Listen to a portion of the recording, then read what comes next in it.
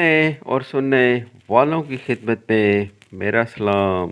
شیخ محمد حضرت ولی شاہ اللہ کے جد مادری تھے۔ اپنے آبائی وطن نارو نول میں کچھ عرصہ رہ کر شیخ ابو رضا کی خدمت میں چلے گئے۔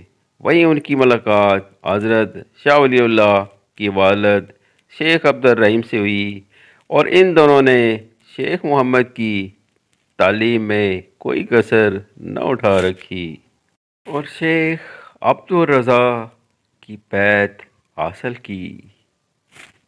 دن مرشد نے فرمایا، شیخ محمد، خدا نے تجھے اس لائق کر دیا ہے کہ تو اس کے انسانوں کی راہبری کرے۔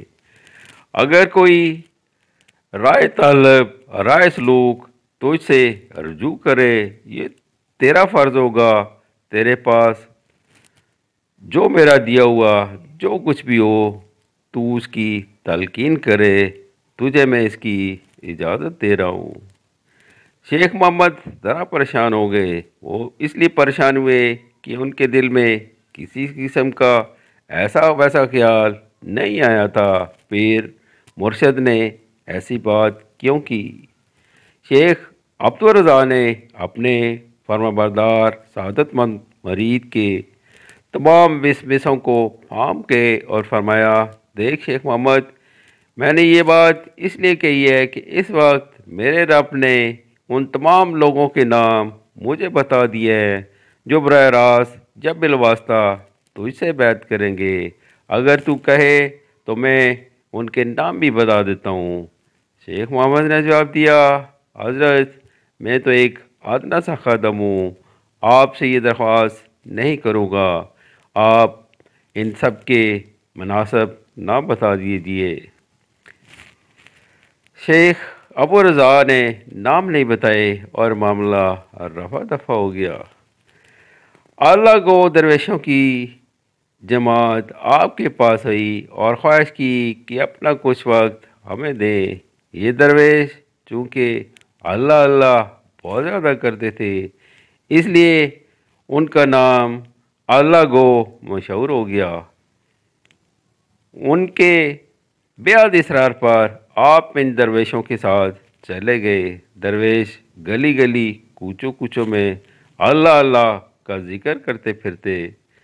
یہ درویش جب ایک محلے میں پہنچے تو امرائے سلطنت کا وہ محلہ تھا، تو ایک امیر کا دروازہ اچانک کھلا۔ اس میں سے ایک شخص نکل کر درویشوں کے پیچھے دوڑا۔ اس نے درویشوں سے پوچھا، میں ایک غرض مند انسان ہوں، بتاؤ تم میں سے کس شخص سے بات کروں؟ ایک درویش نے شیخ محمد کی طرف اشارہ کر دیا، ان سے کہو، کیونکہ ہم میں ان جیسا ایک بھی نہیں۔ وہ شخص شیخ محمد کے پاس پہنچا، دونوں بیٹھ کر آپ کا دامن پکڑ لیا اور بولا، حضرت، اب یہ دامن اس وقت تک نہیں چھوڑوں گا جب تک آپ میری مشکل حل نہ فرما دیں۔ شیخ محمد نے پوچھا، اپنی مشکل تو بتا، یوں میرا دامن پکڑنے سے کیا حاصل؟ اس نے عرض کیا، حضرت، یہ جو محل نظر آ رہا ہے میں اس کا ادنا سا ملازم ہوں۔ میرا آقا انتہائی نیک شریف النفس ہے، وہ آج کئی دن سے پیشاب بند ہو جانے کی بیماری میں مبتلا ہے۔ دنیا کے معالجوں نے مایوس کر دیا ہے، بس ایک آپ کی ذات ہے اور آپ سے درخواست ہے، آپ چاہیں گے تو میرا آقا صحت یاب ہو جائے گا، ورنہ بچنے کی کوئی امید نہیں ہے۔ آپ نے جواب دیا، دہلی میں بڑے بڑے معالجین موجود ہیں، ان کے پاس جا اور اپنے کا علاج کروا۔ وہ شخص نے عرض کیا، حضرت، اگر ایسا ممکن ہوتا تو اس وقت میں آپ کو ہرگز تنگ نہ کرتا، اب تو آپ ہی میرے آقا کو صحت یاب کریں گے۔ آپ نے پوچھا، کیا تیرا آقا بہت اچھا آدمی ہے، اس کی صحت یابی کے لیے تو اتنا بے چین ہے؟ اس نے جواب دیا، حضرت، میں اس سے کہیں زیادہ اس کو اچھا پایا جتنا خیال کیا جا سکتا ہے۔ اگر میرے آقا نہ رہا تو میں بھی اس قصر سے نکل جاؤں گا۔ کیونکہ میرے آقا کے بعد اس قصر میں ایک بھی میرا جوہر شناس نہیں رہ جائے گا۔ آپ نے فرمایا تو چلو میں چلتا ہوں، دیکھتا ہوں کیا بیماری ہے اور وہ کیوں اچھا نہیں ہوتا۔ آپ اس شخص کے قصر میں داخل ہو گئے۔ اس شخص نے بیمار امیر کے سرانے لا کھڑا کر دیا۔ امیر کی آنکھوں میں حسرت و یاس اور مجبوری کے سوا کچھ نہ تھا۔ اس نے اپنے سرانے ایک درویش کو کھڑے دیکھا تو دل بھر آیا، آنکھوں سے آنسو رواں ہو گئے۔ آپ نے پوچھا تیرا کیا حال ہے؟ اس نے گلوگیر آواز میں جواب دیا، اللہ کے شکر کے سوا کیا عرض کروں، اگر وہ اس مرض میں اٹھانا چاہتا ہے تو میں راضی فرضا ہوں۔ آپ نے فرمایا کیا تو صحت یاب ہونا چاہتا ہے؟ امیر نے جواب دیا، آپ سے رجوع کرنے کا اور کیا مطلب ہو سکتا ہے؟ آپ نے فرمایا خدا کی راہ میں کچھ دینا پڑے گا۔ امیر نے کہا آپ جو فرمائیں گے حاضر کر دیا جائے گا۔ آپ نے سکوت فرمایا، کچھ دیر خاموش رہ کر کہا فی الحال 1,000 فراہم کر دے۔ امیر نے حکم دیا، اسی وقت 1,000 روپیہ آپ کے حوالے کر دیا۔ آپ نے اپنے خادم سے کہا جا اور اعلان کر دے کہ جو حاجت مند ہو اور اپنی ضرورتیں پوری کرنا چاہتا ہوں وہ امیر کے دروازے پر جمع ہو جائیں۔ ملازم نے ایسا ہی کیا اور بہت سارے لوگ اکٹھے ہو گئے۔ دیکھتے ہی دیکھتے حاجت مندوں کا مجمع لگ گیا۔ آپ نے یہ سارا روپیہ ان میں تقسیم کر دیا۔ آپ اندر امیر کے پاس گئے، پوچھا اب تیرا کیا حال ہے؟ اس نے جواب دیا کوئی افاقہ نہیں، میرا پیٹ پھولتا جا رہا ہے۔ آپ نے فرمایا تب پھر 1,000 اور دے دے۔ امیر نے کہا یہ کون سی بڑی بات ہے، ابھی لیجئے۔ اس کے بعد آپ نے وہ روپیہ بھی ضرورت مندوں میں تقسیم کر دیا۔ اندر جا کر مریض سے دریافت کیا کچھ افاقہ ہوا؟ امیر نے کراتے ہوئے جواب دیا کوئی افاقہ نہیں۔ آپ نے فرمایا تب پھر ایک مصلح لایا جائے۔ خدمتگار نے اسی وقت مصلح آپ کے حوالے کر دیا۔ آپ اس پر بیٹھ کر دعا کیے ہوئے، اے میرے رب، میں نے اس بیمار سے 2,000 لے کر غربا میں تقسیم کر دیے۔ میرا خیال تھا اس کے اثر سے امیر کے مرض میں کمی واقع ہو جائی، لیکن اس کا مرض جو کا تو موجود ہے۔ اب میں اسے اور روپے نہیں مانگ سکتا کیونکہ مجھے مانگتے ہوئے شرم محسوس ہو رہی ہے۔ تو ہی میری شرم کی لاج رکھ، اس شخص کو صحت یاب کر دے۔ میں اس وقت تک مسئلے سے نہیں اٹھوں گا جب تک یہ صحت یاب نہ ہو جائے۔ آپ سجدے میں گر گئے اور سجدہ کو رو رو کر ترک کر دیا۔ امیر کو اپنے پیٹ سے کوئی شے نیچے رینگتی ہوئی محسوس ہوئی، پھر دیکھتے ہی دیکھتے پیشاب کی دار جاری ہو گئی۔ وہ خشی سے چیخ اٹھا اور حضرت مرشد کی دعا کا اثر ہو گیا ہے، اب میں سے جاب ہو جائیں گا، اب میں اچھا ہو جاؤں گا۔ آپ نے اس کی آواز سنی اور بدستور سجدے میں پڑے رہے، سر نہیں اٹھایا۔ کچھ دیر بعد وہ بالکل صحیح ہو گیا۔ گھر والوں کی خوشی کا کوئی ٹھکانہ نہ تھا۔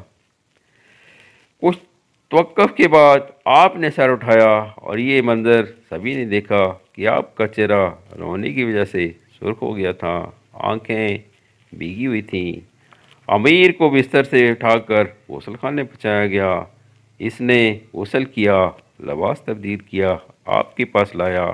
آپ نے پوچھا اب تیرا کیا حال ہے؟ امیر نے جواب دیا حضرت میں آپ کا کس بات سے شکریہ ادا کروں، مجھے دوبارہ زندگی ملی ہے۔ آپ نے فرمایا میرا نہیں، اپنے رب کا شکر ادا کرو جس نے تجھے دوسری زندگی عطا کی۔ امیر نے کہا لیکن میں آپ کا شکریہ ضرور ادا کروں گا کیونکہ آپ وسیلہ بنے اور آپ کی دعا سے اللہ نے مجھے صحت دی۔ آپ نے جانے کی اجازت مانگی۔ اچھا اب میں چلا اور اپنے رب کو ہمیشہ یاد رکھنا۔ شیخ محمد کے مریض سید برہان الدین بخاری آپ کی خصوصی توجہ میں رہتے تھے۔ ہر روز حاضری دیتے، جب آپ اجازت دیتے تب جاتے۔ سید برہان بخاری بھی جب تک آپ کی زیارت نہ کر لیتے سکون نہ ملتا۔ مریدوں کو سامنے بٹھا کر آپ واعظ و تلقین میں مصروف ہو جاتے۔ ایک دن شیخ نے سید برہان بخاری کو مجلس میں نہیں دیکھا تو آپ بے چین ہو گئے۔ مریدوں سے پوچھا کیا بات ہے، آج برہان بخاری نظر نہیں آ رہے۔ ایک مریض نے جواب دیا، حضرت برہان بخاری بڑی تکلیف میں ہے، آج صبح میں ان کے پاس گیا تھا، اس وقت ان کے پاس کئی معالج علاج میں مشغول تھے۔ شیخ نے پوچھا اسے کیا تکلیف ہے؟ مریض نے جواب دیا، حکمان نے انہیں درد کولنج تشخیص کیا ہے۔ شیخ نے بہت افسوس کیا، فرمایا ہم اسے دیکھنے جائیں گے، ہم سے جو ہو سکا ضرور کریں گے۔ اس دن شام کو آپ برہان بخاری کے گھر تشریف لے گئے اور طبا نے عفون دے کر مدوش کر دیا تھا۔ آپ نے برہان بخاری کے پاس بیٹھ کر دریا فرمایا، بخاری کیا حال ہے؟ بخاری نے آنکھیں کھولنے کی کوشش کی لیکن وہ نیم وا ہو کر رہ گئی۔ انہیں ایسا لگا جیسے بڑی دور سے آواز آ رہی ہے اور کوئی جواب نہ دے سکے۔ آپ نے پوچھا، بخاری کچھ تو بتا صحیح، تیرا کیا حال ہے اور درد کس جگہ ہوتا ہے؟ بخاری پھر بھی کوئی جواب نہ دے سکے۔ گھر کے کسی تیماردار نے جواب دیا، جناب شیخ انہیں درد کولنج اٹھا تھا، اس نے انہیں ہلکان کر دیا ہے۔ اور طبا نے علاج سے عاجز آ کر اور کچھ سمجھ میں نہ آیا تو آپ کو افیم دی ہے تاکہ آپ کو درد محسوس نہ ہو۔ آپ برہان بخاری کے سرانے بیٹھ گئے، فرمایا ذرا دیر خاموش رہیں، اس کا مرض میں سلب کیے لیتا ہوں۔ آپ نے آنکھیں بند کر لیں اور کچھ پڑھ کر اپنے دائنے ہاتھ پر پھر پورے جسم پر پھرتے رہے اور تقریباً نصف پور گھنٹہ اسی طرح کرتے رہے۔ درد کے خاتمے پر آپ نے فرمایا، میں نے اس کا درد سلب کر لیا ہے، اللہ نے چاہا تو اب کبھی یہ درد نہیں اٹھے گا۔ آپ ذرا دیر بعد اس کے بعد چلے آئے۔ دوسرے دن علی صبح برہان بخاری نے آپ کی خانقاہ میں حاضری دی۔ اب وہ بالکل صحت یاب ہو چلے تھے۔ برہان بخاری نے شیخ کا شکریہ ادا کرتے ہوئے کہا، حضرت میں زندگی بھر آپ کا کرم نہیں بھلا سکتا۔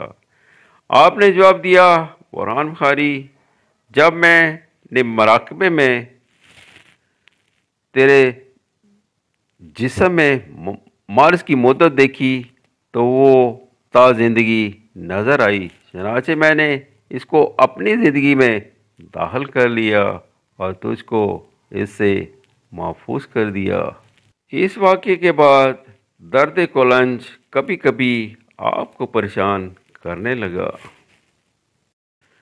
آپ نے مریدوں کو منع کیا، وہ ذکر و فکر میں مشغول ہونے والے ہیں، کسی کو اجرے میں نہ آنے دیا جائے۔ لیکن آپ نے جیسے ہی اجرے کا دروازہ اندر سے بند کیا، ایک شخص دروازے پر کھڑا ہو گیا اور مریدوں سے کہا، شیخ سے کہو تمہارے چچا کا بیٹا عبدالوہاب تم سے ملنا چاہتا ہے۔ مریدوں نے جواب دیا، لیکن ہم اس وقت اندر نہیں جا سکتے، مجبوری ہے۔ چچا کا بیٹا عبدالوہاب مشتعل ہو گیا، کیا مجبوری ہے؟ میں گھر سے بے گھر ہوا جا رہا ہوں، تم لوگ مجھے میرے بھائی سے ملنے نہیں دیتے۔ یہ آوازیں اندر بھی پہنچ گئی۔ آپ نے حجرے کا در کھول دیا، پوچھا کیا بات ہے عبدالوہاب، کیسے آنا ہوا؟ عبدالوہاب فوراً حجرے میں داخل ہو گیا اور گڑ گڑا کر عرض کیا، بھائی صاحب میں برباد ہو گیا، تباہ ہو گیا، میں کہیں کا بھی نہیں رہا۔ آپ نے فرمایا ہوا کیا، یہ تو بتاؤ، کس نے برباد کر دیا؟ عبدالوہاب کی آنکھوں سے آنسو جا رہے تھے۔ بھائی صاحب، میں جس جگہ رہتا ہوں اس کا رئیس رستم میری عدم موجودگی میں میرا مکان گرا دینا چاہتا ہے۔ میں اتنی جلدی گھر نہیں پہنچ سکتا، آپ ہی بتائیں میں کیا کروں؟ آپ نے فرمایا واقعی یہ تو بڑی نامناسب بات ہے رستم، میرے بھائی کا مکان گرا دے، یہ نہیں ہو سکتا۔ جنگ و جدل تو ہم فقراء کا شیوا نہیں، البتہ میں دیکھتا ہوں وہ جائے موقع پر کس طرح پہنچتا ہے، میں اسے پہنچنے ہی نہیں دوں گا۔ ادھر آپ یہ فرما رہے تھے، دوسری طرف رئیس رستم کے لشکر میں اختلاف پیدا ہو گیا، وہ لوگ آپس میں ہی لڑ پڑے اور اس علاقے کے عمل کا بھائی اس تنازع میں مارا گیا۔ مواخذے میں رستم کو گرفتار کر لیا گیا، بالآخر تاخانے میں ہی جان بحق ہو گیا۔ اپنے آخری دنوں میں فرمایا، لوگوں، مجھے خدا نے اتنا زیادہ کمال عطا فرمایا ہے، اگر میں چاہوں تو میں یہاں سے ہلے بغیر مشتمل ہو کر دنیا کے دوسرے کنارے پر پہنچ جاؤں۔ پاس ہی ایک عمر رسیدہ خاتون بیٹھی، آپ کی بات سن کر بولی، شیخ، اس وقت جو چاہے کہہ لو، لیکن ان باتوں کا حقیقت سے کوئی تعلق نہیں۔ مرنے کے بعد کوئی کس طرح معتمل ہو سکتا ہے؟ اگر میں مر گئی تو آپ میری مدد ضرور کیجیے گا، اگر مجھ سے پہلے آپ چلے گئے تو مطمئن ہو کر آپ آئیے گا، میں دیکھوں گی کہ میں نے آپ کو پہچانا بھی یا نہیں۔ اس بات کو ایک عرصہ گزر گیا، آپ 8 جمادی الاول 1225 ہجری میں وصال پا گئے۔ عورت کو آپ کا وعدہ یاد تھا، اس نے آپ کا انتظار شروع کر دیا، لیکن آپ نہیں پہنچے۔ اسی انتظار میں وہ بیمار پڑ گئی اور اس کی حالت خراب رہنے لگی۔ رات کو سوئی تو اس عورت کے کو یہ فکر نامنگیر ہوئی، اس کی تیمارداری کون کرے گا؟ اس دن گھر میں کوئی دیا جلانے والا بھی نہیں تھا۔ عورت در سے کرا رہی تھی، اندھیرے کمرے میں آنکھیں کھولے کچھ دیکھنے کی کوشش کر رہی تھی۔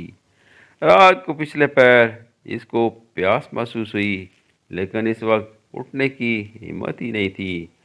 ابھی پیاس تنگ کر رہی تھی، سردنے لگنے کی، لاف پانتی پڑا تھا، لیکن اس میں ہمت بھی نہ تھی کہ اسے اوڑھ لیتی۔ آخر نیم آلودگی میں اس نے دیکھا کوئی شخص دیا روشن کر رہا ہے۔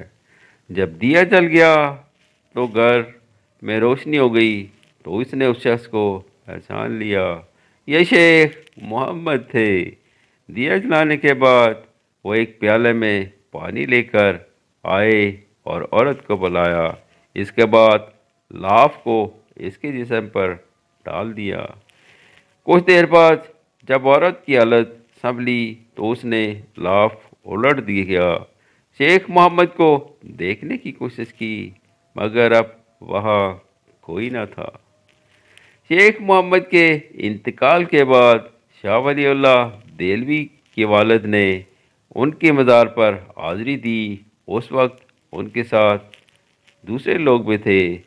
شاہ عبد الرحیم والد شاہ ولی اللہ نے اپنے ساتھیوں کو حکم دیا، ذکر بالخیر کیا جائے۔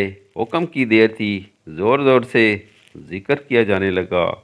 شاہ عبد الرحیم خود بھی اس میں شامل تھے۔